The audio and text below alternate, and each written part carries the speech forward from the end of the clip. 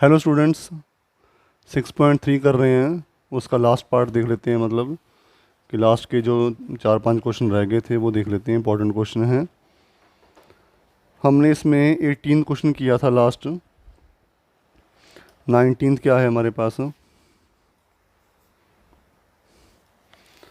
Tangents are parallel to X axis, है ना। तो मैं थोड़ा ऐसे ऐसे औरली कर लेते हैं इसको हमको। इनके हिंट बता देते हैं। इसका मेन जो चीज़ है, -2x -3 इज इक्वल टू 0। तो tangent parallel to X axis है तो स्लोप ऑफ टेंजेंट क्या होगा? 0। डिफरेंशिएटिंग बोथ साइड, 2x प्लस 2y dy upon dx -2 is equal to 0, है ना। ये डेरिवेटिव आ गया, 2 कॉमन ले लें, ठीक है। 2 सब में कॉमन आ गया, कट जाएगा। अब यहाँ से dy अपॉन dx की वैल्यू क्या बनेगी? 1 वहाँ जाके प्लस का बन गया, x माइनस का, और y डिवाइड हो गया। अब क्या बोला उसने? Slow tangent is parallel to X axis, तो स्लोप ऑफ टेंजेंट क्या होता है? 0 लिख देना। Since tangent is parallel to X axis therefore slope of tangent will be 0। 0 कर दिया। यहाँ से x की वैल्यू क्या आ गई? मतलब 1 माइनस x 0 बनेगा ना। x की वैल्यू क्या आ जाएगी? 1। इसमें पुट कर देना। 1 plus Y square -2 -3 is equal to 0। Y square is equal to 4y is equal to +-2। पूछा क्या उसने? फाइंड द पॉइंट्स पूछे। तो पॉइंट क्या आ गए? एक 1, 2 और एक -1, ना 1, -2 ना। x तो 1 ही है, ठीक है। अगला क्या है? ay स्क्र कर्व की इक्वेशन दे रखी है आपको, is equal to x3। Differentiating both side किया, 2ay dy upon dx is equal to 3x2। यहाँ से dy अपॉन dx क्या आ गया? 3x2 upon 2ay। तो अब उसने कहाँ पे पूछा है? 2 पॉइंट दे दिए आपको। वहाँ पे पूछा है am² और am3, ठीक है। क्या कह रहा हूँ अब ना? dy अपॉन dx कहाँ पे? am² और am3, यानी कि x की जगह am² और y की जगह am3। क्या बन जाएगा? 3। x की जगह am² आ गया और y की जगह 2 है, a है और am3 है। ये बन जाएगा 3a² m4 upon 2a² m3। a² से a² कट गया, एक m बचेगा, 3m अपॉन 2 आपका स्लोप आ गया। इक्वेशन ऑफ टेंजेंट क्या बन जाएगी? इक्वेशन ऑफ टेंजेंट पूछी ना, नॉर्मल पूछी है। ये आया slope of tangent. Slope of normal क्या बन जाएगा? स्लोप ऑफ नॉर्मल इसका negative reciprocal -2 upon 3m। Equation of normal ना ये कर देते हैं। इक्वेशन ऑफ नॉर्मल क्या बन जाएगी? y माइनस, देखो ये x1 y1 हमारे पास है ना, am3। स्लोप बन गया -2 upon 3m, x minus am²। Cross multiply करके सॉल्व कर लेना, आपका आंसर आ जाएगा, ठीक है। नेक्स्ट है हमारे पास question number 21, equation of normal to the curve. ये भी बहुत इंपॉर्टेंट क्वेश्चन है। इसमें भी आप देख लो 21st एंड 23rd और 25th, ये 3 क्वेश्चन बहुत इंपॉर्टेंट हैं। हालांकि मैं बाकियों की भी हिंट दे देता हूँ मैं, लेकिन ये 3 क्वेश्चन थोड़े ज़्यादा इंपॉर्टेंट है ना, इनको स्पेशली देख लेते हैं हम। पहले तो इसी 21st को देखते हैं हम। कर्व क्या है? x³ plus 2x plus 6। तो dy अपॉन dx क्या बन जाएगा? 3x² plus 2। अब देखो क्या बोला है उसने। उसने बोला है normal is parallel to line ना। अगर ध्यान से देखो तो नॉर्मल एक लाइन के पैरेलल है। किस लाइन के? x plus 14y plus 4 is equal to 0, ठीक है।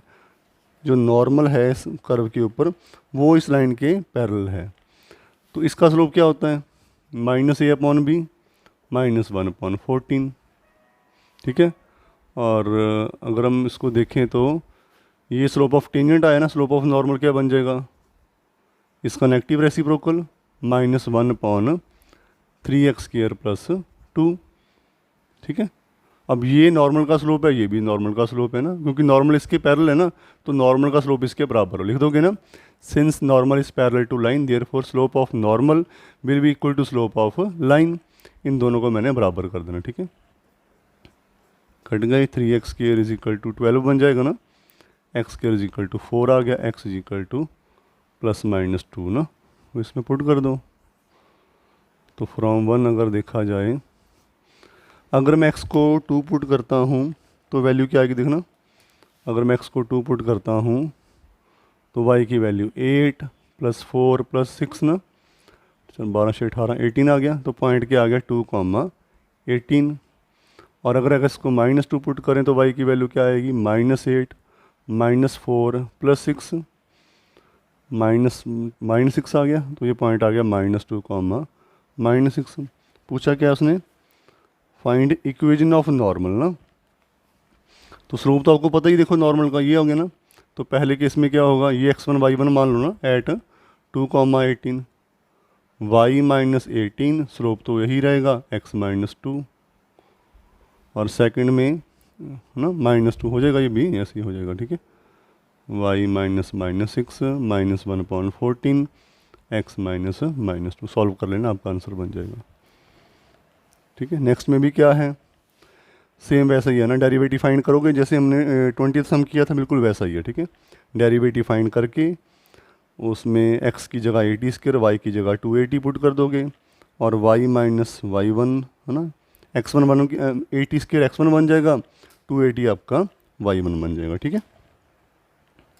अब करते हैं हम 23rd सम, ठीक है। बहुत इंपॉर्टेंट क्वेश्चन है, बहुत बार आ रखा है बोर्ड में, और ध्यान से देखना इस क्वेश्चन को, ठीक है। दो कर्व्स, क्या कह रहा है वो, दो कर्व्स की बात की उसने। Prove that the curves this and this cut at right angles if 8k² is equal to 1। दो कर्व राइट एंगल पे कट करने का मतलब क्या होता है कि किसी एक पॉइंट पे उनके टेंजेंट 90 पे कट कर रहे हैं, ठीक है। ऐसे कुछ डायग्राम बना लो और समझने के लिए कि उसके जो टेंजेंट वहाँ पे ड्रॉ किए, ये कॉमन पॉइंट है, वो टेंजेंट एक दूसरे पे क्या है 90 होते हैं, तो हम कहते हैं वो कर्व भी उस पॉइंट के ऊपर 90 पे कट कर रहे होते हैं। अब इस क्वेश्चन की दो स्टेटमेंट बन सकती हैं, दो तरीक़ों से हो सकता है। कुछ बच्चे क्या करते हैं, 8k² इक्वल टू 1 मान के चलते हैं और प्रूव कर देते हैं कि वो राइट एंगल पे कट कर रहे हैं। कुछ ऐसे भी होते हैं जो क्या करते हैं, राइट एंगल पे कट करवा देते हैं, वहाँ से कंडीशन प्रूव कर देते हैं 8k² इक्वल टू 1। तो हम एक काम करते हैं, हम इसमें 8k² इक्वल टू 1 को मान के चलते हैं, गिवन 8k² इक्वल टू 1, और प्रूव हमें क्या करना है कि कर्व्स आपस पे राइट एंगल पे कट कर रहे हैं। पहला क्या है हमारा, x इक्वल टू y², और हमारे पास है xy इक्वल टू k। यहाँ पे भी आप x1 y1 ले सकते हो, लेकिन कोई और टेंजेंट कहीं से पास नहीं कर रहा तो कोई ज़रूरत नहीं है, हमें इसको ऐसे ही देखते हैं, ठीक है। सबसे पहले क्या करना पड़ेगा, देखो अब अगर दो 90 पे कट करने, मुझे क्या प्रूव करना है, अगर एक का स्लोप m1 है, एक का m2 है, अगर मैं ये प्रूव कर दूं कि m1 इंटू m2 -1 है, तो ये मेरा प्रूव हो जाएगा, है ना। तो करते हैं डिफरेंशिएटिंग बोथ साइड ना, x का डेरिवेटिव 1 2y dy/dx आ गया, और यहाँ u इंटू भी लग जाएगा, plus x dy/dx is equal to 0। यहाँ से dy/dx की वैल्यू हमारे पास क्या बन जाएगी 1/2y, और यहाँ से dy/dx की वैल्यू क्या बन जाएगी -y/x। अब हम क्या करते हैं, यहाँ पे इसको m1 मान लेते हैं, m1 की वैल्यू क्या बन गई 1/2y, ठीक है। m2 की वैल्यू क्या बन गई -y/x ना। मुझे प्रूव क्या करना है कि m1 इंटू m2 की वैल्यू क्या बन जाए -1 ना। पहले हम फाइंड करते हैं क्या आ रहा है ना, m1 इंटू m2 फाइंड तो कर लें, क्या आ रहा है 1/2y इंटू -y/x, y से y कट गया -1/2x, ये आ रहा है। अब मुझे x फाइंड करना है, वो x यहाँ पे पुट करना है।